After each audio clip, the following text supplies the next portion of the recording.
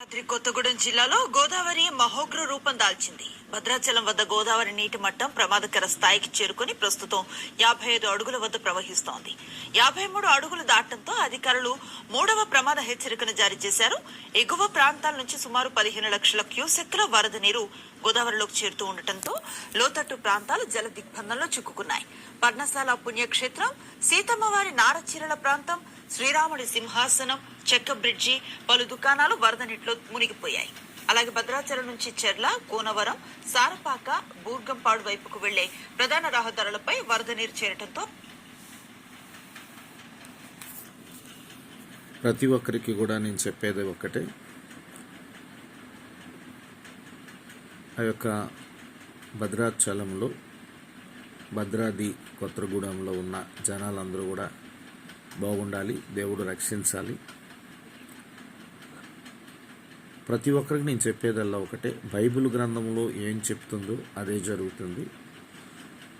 చాలా చోట్ల ఈ వరదలు బీభత్సానికి ఎంతోమంది చనిపోయారు. అస్సాంలో కొన్ని లక్షల జనాలు చనిపోతున్నారు. ఇది కేవలము బైబిల్ గ్రంథంలో మాత్రమే రాసి ఉన్నది.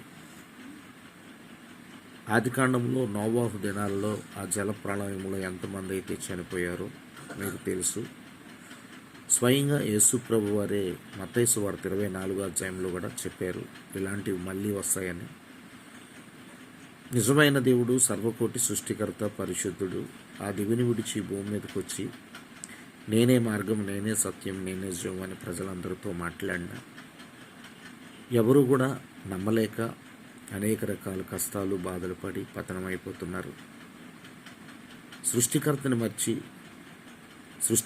మరిచి సృష్టిని పూజిస్తున్నారు చాలామంది. మనుషులు చేసే ఏది కూడా, మనుషులు ఎవరైతే సృష్టిస్తున్నారో మనుషులు చేసేది ఏ వస్తువులో కూడా దేవుడు ఉండడు. నిన్ను నన్ను సృష్టించిన వాడు నీలోని నాలోని ఉన్నాడు. మొదటి యోహాను పత్రిక 4:4లో ఒక మాట అంటాడు, లోకంలో ఉన్నవాడి కన్నా నీలో ఉన్నవాడు గొప్పవాడని. ఆ గొప్పవాడే నిన్ను నడిపించేవాడు, కాపాడేవాడు, పోషించేవాడు, నిత్యాగ్ని తప్పించి పరలోక రాజ్యం ఇచ్చేవాడు. ఇప్పటికీ మించిపోయింది లేదు. ప్రతి ఒక్కరూ రక్షించబడాలని మా ఆశ. నేను ఒకనకప్పుడు ఆర్ఎస్ఎస్లో ఉండేవాడిని. హిందువుగా బ్రతుకుతూ అనేక రకాల మాలలు వేశాను. కానీ నిజమైన దేవుడు యేసు ప్రభువుని తెలుసుకున్నాక శాంతి, ప్రశాంతత, మంచితనము నాలో నింపి విశ్వాసంతో బ్రతికే భాగ్యం, ఎంతోమందికి యేసు ప్రభువు కోసం చెప్పే భాగ్యం నాకు ఇచ్చాడు. ఈరోజు ఈ వీడియో చూస్తున్న ప్రతి ఒక్కరితో దేవుడు మీతో మాట్లాడుతున్నాడు. మీ బ్రదర్ శైలేష్ పాల్. నిజమైన దేవుడు యేసు ప్రభువు మీరు నమ్మండి. ఒకసారి బైబిల్ గ్రంథం చదవండి.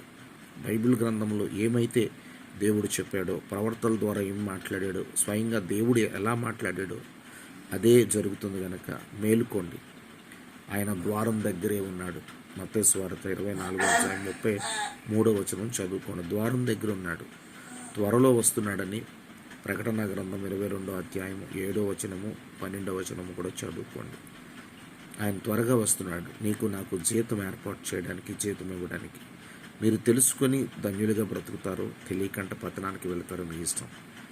ప్రతి క్రైస్తవుడు కూడా అందరూ బాగుండాలని కోరుకుంటున్నారు కనుక ఈ వీడియో చూసిన ప్రతి క్రైస్తవులు కూడా అందరి కోసం, ఆ భద్రాచలం, భద్రాదిలో ఉన్న ప్రజలందరి కోసం ప్రార్థన చేయండి. అస్సాంలో మరి చాలామంది జనాలు కొట్టుకెళ్ళిపోయి చనిపోతున్నారు, వారి కోసం ప్రార్థన చేయండి. ఇంకా అనేక రకాల చోట్ల ఈ వర్షాలతో, వరదలతో బాధపడుతున్న జనాల కోసం ప్రార్థన చేయండి. అందరూ రక్షించబడాలని ప్రార్థన చేయండి. ఈ వీడియో చూస్తున్న ప్రతి ఒక్కరు కూడా తెలుసుకోండి, యేసు ప్రభువుని తెలుసుకోండి. యేసు ప్రభు చెప్పినట్టే జరుగుతుంది కనుక మీరు బైబిల్ గ్రంథం చదవండి. మీరు ఏ గ్రంథం చదివినా చదవండి, కానీ బైబిల్ గ్రంథంలో ఏం చెప్పాడో దేవుడు అదే జరుగుతుంది. God bless you all. మీరు దేవుణ్ణి తెలుసుకుంటారని నేను నమ్ముతున్నాను. God bless you all. Praise the Lord. అందరూ బాగుండాలి. హిందూ, ముస్లిం, క్రిస్టియన్గా బ్రతుకుతున్న ప్రతి ఒక్కరు, బౌద్ధిస్టులు, బుద్ధిస్టులు అందరూ బాగుండాలి. దేవుణ్ణి తెలుసుకోవాలి. God bless you all. Praise the lord.